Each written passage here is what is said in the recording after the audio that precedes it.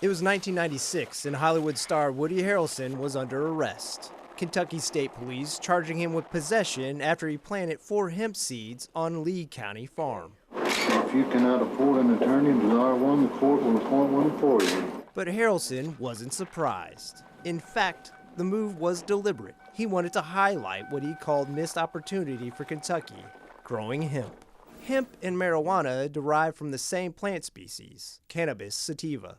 But a major difference between the two is hemp has low levels of THC. That's the psychoactive component that produces the high marijuana users experience. Regardless of the distinction, many, including former DEA agent David Height, perceived the two were legally indistinguishable. By law, we're saying that we cannot legalize it because the THC content is in both plants and it is against the law.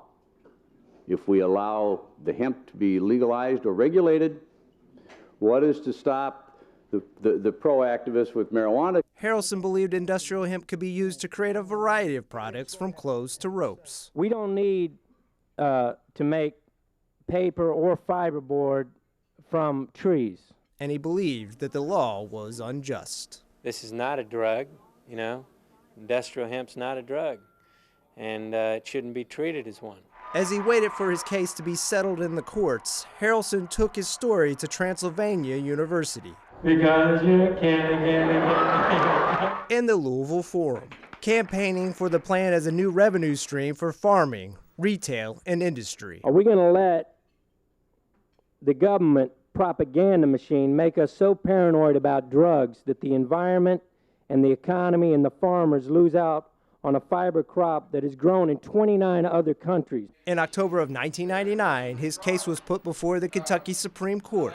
Lee County Attorney Tom Jones stated that police shouldn't be expected to tell the difference between hemp and marijuana. When the judge said that we had shown no rational basis for including hemp in the definition of marijuana, I submit to this court that being overrun with drug traffickers is a pretty good basis. Harrelson's defense emphasized he wanted to legalize hemp and not marijuana. In its rightful exercise of its police power over marijuana, can regulate the growth and use of a separate and distinct plant, hemp. In March of 2000, the Kentucky Supreme Court ruled against the Hollywood star. His case went back to Lee County for the misdemeanor charge that could have put him in jail for a year. But he was acquitted after the jury met for less than a half an hour to decide the verdict.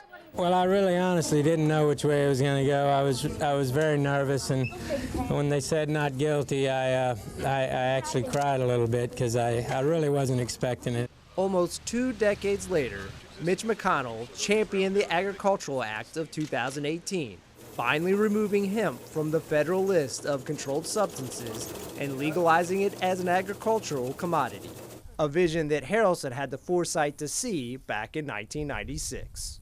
It's only just and compassionate for the farmers to be able to grow whatever it is, you know, they want to grow.